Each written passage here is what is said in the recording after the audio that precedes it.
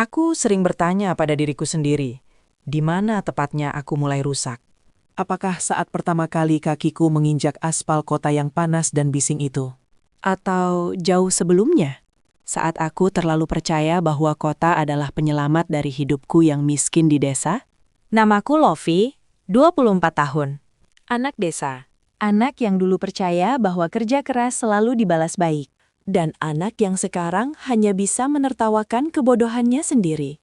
Sebelum aku lanjut, aku ingin tahu satu hal saja dari kamu yang mendengarkan kisah ini. Kamu asal dari desa atau kota? Tulis di komentar dengan jujur. Aku lahir dan besar di desa kecil yang bahkan tak muncul di peta Google. Rumahku berdinding anyaman bambu, atapnya bocor kalau hujan datang terlalu lama. Ayah petani penggarap, ibu buruh cuci. Setiap pagi aku berangkat sekolah dengan sandal jepit tipis, melewati sawah dan jalan tanah yang lengket kalau hujan. Tapi anehnya, aku bahagia. Miskin, tapi tidak merasa kecil. Sampai suatu hari, kota datang ke kepalaku dalam bentuk cerita-cerita manis. Gaji besar, hidup bebas, kamar kos ber-AC, kopi mahal, dan foto-foto Instagram yang tampak sempurna. Aku mulai membenci desa tanpa sadar. Aku malu dengan bau lumpur di kakiku. Aku ingin cepat pergi, secepat mungkin. Usiaku 18 tahun saat aku meninggalkan rumah. Ibu menangis diam-diam. Ayah hanya menepuk bahuku dan berkata, "Jangan lupa pulang." Aku mengangguk, tanpa tahu betapa berat janji itu. Kota menyambutku dengan dingin. Bukan dingin udara, tapi dingin sikap manusia. Aku tinggal di kos sempit, berbagi kamar mandi dengan 6 orang lain. Aku kerja apa saja, pelayan, karyawan lepas, penjaga toko. Gajinya cukup untuk hidup, tapi tidak cukup untuk bermimpi. Namun aku memaksa bertahan, karena gengsi lebih besar daripada rasa lelah. Di kota, aku belajar satu hal yang tidak pernah diajarkan di desa. Bertahan hidup kadang berarti mengkhianati diri sendiri. Aku mulai berbohong tentang pekerjaanku, tentang kebahagiaanku, tentang keadaanku. Aku unggah foto tersenyum, padahal dompet kosong. Aku tertawa keras, padahal kepalaku penuh tekanan. Lingkaran pertemanan di kota juga berbeda. Aku ingin diterima, aku ingin dianggap keren. Pelan-pelan aku ikut arus, pulang malam, nongkrong berlebihan, menghabiskan uang untuk hal yang tak perlu. Bukan narkoba, bukan kriminal, tapi cukup untuk membuatku kehilangan arah. Aku lupa siapa aku sebenarnya. Yang paling menyakitkan bukan lapar atau capek, tapi saat aku sadar, aku sudah jauh dari diriku yang dulu. Aku jarang menelpon ibu. Aku mulai malu pulang karena tidak punya apa-apa untuk dibanggakan. Kota yang katanya menjanjikan masa depan justru menggerogoti kepercayaanku pada hidup. Aku tidak sepenuhnya hancur, tapi juga tidak utuh lagi. Dan disinilah kisahku dimulai. Kisah tentang bagaimana anak desa yang polos perlahan rusak oleh ambisinya sendiri di kota. Dan bagaimana aku harus membayar mahal untuk mimpi yang terlalu cepat aku percaya. Di kota, bertahan hidup bukan soal kuat atau lemah. Kadang hanya soal siapa yang lebih dulu menyerah pada dirinya sendiri. Hari-hariku berjalan seperti mesin rusak. Bangun pagi dengan mata berat, bekerja tanpa rasa, pulang dengan kepala penuh. Aku punya rutinitas, tapi tidak punya tujuan. Setiap malam aku bertanya, aku ngapain di sini? Tapi setiap pagi, tetap berangkat kerja seolah pertanyaan itu tidak pernah ada. Aku mulai membandingkan hidupku dengan orang lain. Teman-teman kos yang kelihatannya sukses, orang-orang di media sosial yang hidupnya tampak rapi dan bercahaya. Aku merasa tertinggal, padahal kami sama-sama berjuang. Tapi kota mengajarkanku untuk selalu merasa kurang, meski sudah mengorbankan segalanya. Uang menjadi masalah abadi. Gajiku habis sebelum tanggal tua selesai. Makan seadanya, kadang hanya mie instan. Pernah aku duduk lama di halte, bukan karena menunggu bus, tapi karena tak ingin kembali ke kos yang sunyi. Kesepian di kota itu aneh, dikelilingi banyak orang, tapi merasa sendirian. Aku mencoba mencari pelarian, nongkrong sampai larut, tertawa keras supaya lupa, pura-pura kuat di depan orang lain. Tapi setiap kali pulang sendirian, aku kembali menjadi Lofi yang kosong. Aku rindu desa, tapi gengsiku menahan kakiku untuk pulang. Aku takut dilihat gagal. Telepon dari rumah makin jarang aku angkat. Suara ibu di seberang sana selalu membuat dadaku sesak. Setiap ia bertanya, "Kamu sehat?" Aku selalu menjawab, "Iya, Bu." Padahal aku sendiri tidak yakin. Aku mulai kehilangan hal-hal kecil yang dulu menjagaku tetap waras. Doa jadi jarang, makan tidak teratur, tidur berantakan. Aku sering menatap langit-langit kamar kos sambil bertanya, apakah hidup memang seberat ini atau aku yang salah jalan? Yang paling menyakitkan, aku mulai tidak mengenali diriku sendiri. Aku mudah marah, mudah tersinggung, mudah putus asa. Aku jadi orang yang dulu tidak pernah aku bayangkan akan menjadi diriku. Kota tidak memukulku secara langsung. Ia hanya mengikis perlahan, sampai aku tak sadar sudah berubah. Suatu malam, aku duduk sendirian di pinggir jalan. Lampu kota menyala terang. Orang-orang berlalu lalang dengan wajah sibuk. Aku merasa kecil, tidak penting, tidak berarti.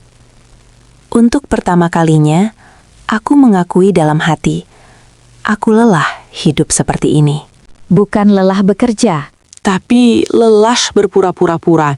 Dan saat itulah aku sadar, kerusakanku bukan lagi soal uang atau pekerjaan. Ini sudah menyentuh sesuatu yang lebih dalam, harga diriku sendiri. Aku masih bertahan, aku masih hidup. Tapi aku mulai kehilangan arah.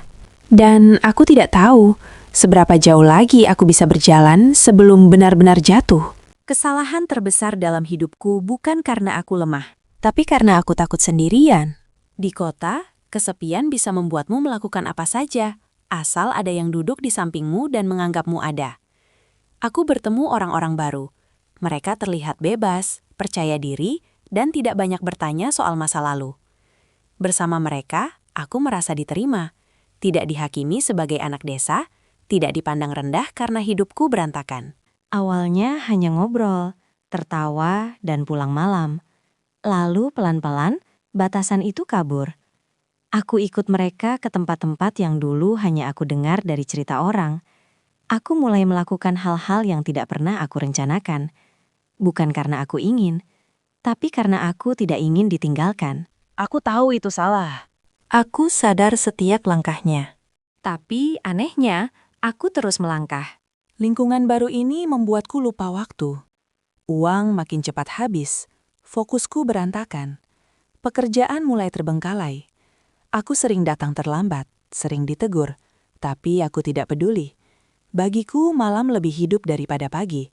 Di malam hari aku bisa lupa siapa diriku. Aku bisa menjadi siapa saja, meski hanya sementara. Hidupku mulai seperti lingkaran setan. Siang hari aku menyesal, malam hari aku mengulanginya. Aku berjanji pada diri sendiri untuk berubah, tapi selalu kalah oleh rasa kosong yang lebih keras. Kota memberiku pilihan, dan aku memilih yang salah, berkali-kali. Aku mulai berbohong lebih sering. Pada atasan, pada teman lama, pada keluargaku, bahkan pada diriku sendiri. Aku berkata aku baik-baik saja, padahal aku perlahan tenggelam. Aku kehilangan kontrol, tapi berpura-pura memegang kendali. Ada satu malam yang tidak akan pernah aku lupakan. Aku duduk di kamar kos, lampu mati, ponsel di tangan. Ada pesan dari ibu yang belum aku balas berhari-hari. "Kapan pulang, Nak?" Aku membaca pesan itu lama, lalu meletakkan ponsel tanpa membalas. Saat itu aku sadar, aku sudah terlalu jauh. Bukan hanya jauh dari rumah, tapi jauh dari nilai-nilai yang membesarkanku. Aku ingat bagaimana ayah mengajarkanku bekerja jujur. Bagaimana ibu selalu bilang, hidup boleh susah, tapi jangan rusak diri sendiri. Dan di kamar kos sempit itu, aku merasa gagal menjaga amanah mereka. Tubuhku masih di kota, tapi jiwaku seperti tersesat di tempat yang tidak aku kenali. Aku mulai takut pada diriku sendiri. Takut pada keputusan yang akan aku ambil berikutnya. Takut pada seberapa rusak aku bisa menjadi jika terus seperti ini. Namun, ketakutan itu tidak cukup kuat untuk menghentikanku.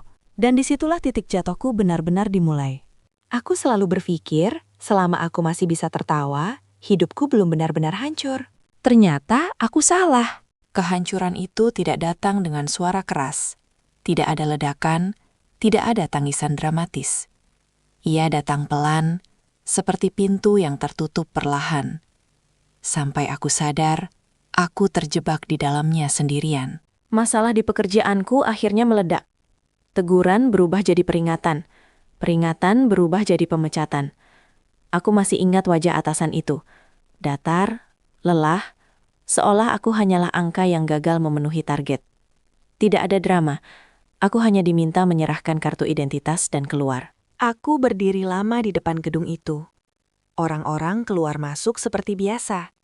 Dunia tidak berhenti hanya karena aku kehilangan pekerjaan. Dan disitulah aku sadar. Aku tidak sepenting yang aku kira. Tabunganku hampir nol. Kos menunggak. Ponselku sering mati karena tak mampu beli pulsa. Teman-teman yang dulu ramai di sekitarku mulai menghilang. Ajakan nongkrong berhenti. Pesan tidak dibalas. Kota ini cepat sekali melupakan orang yang sudah tidak punya apa-apa. Malam-malamku menjadi lebih sunyi dari sebelumnya. Aku sering duduk di lantai kamar kos, memeluk lutut, menatap dinding kusam. Aku tidak menangis, bukan karena kuat, tapi karena terlalu lelah untuk mengeluarkan air mata. Rasanya seperti jatuh ke lubang yang dalam, dan setiap teriakan hanya kembali. Sebagai gema kosong, aku mulai menyalahkan diriku sendiri. Kenapa aku tidak lebih kuat? Kenapa aku tidak lebih bijak? Kenapa aku meninggalkan desa dengan mimpi setinggi itu, tapi persiapan setipis ini? Ada hari di mana aku tidak makan sama sekali. Bukan karena ingin berhemat, tapi karena aku tidak punya tenaga untuk keluar kamar. Tubuhku lemah, pikiranku kacau. Aku merasa tidak berguna. Aku merasa gagal sebagai anak, sebagai manusia, sebagai diriku sendiri. Telepon dari rumah datang lagi. Kali ini dari ayah. Aku membiarkannya berdering lama. Saat akhirnya aku angkat, suaraku pecah. Aku tidak mampu berbohong lagi. Ayah tidak banyak bicara. Hanya satu kalimat yang menusuk lebih dalam dari amarah apapun. Kalau capek, pulanglah. Setelah telepon itu, aku menangis. Untuk pertama kalinya setelah sekian lama. Tangis yang tidak rapi, tidak indah, tapi jujur. Tangis seorang anak yang akhirnya mengakui bahwa ia kalah. Aku sudah jatuh sejauh ini. Tidak ada yang menepuk pundakku. Tidak ada yang menyelamatkanku. Hanya ada aku. Dan kesadaran pahit bahwa kota tidak pernah berjanji untuk menjagaku. Dan di titik paling rendah itulah, aku dihadapkan pada satu pilihan terakhir. Terus hancur di kota, atau pulang dengan rasa malu yang aku takuti sejak awal. Aku pulang tanpa kemenangan. Tanpa cerita sukses.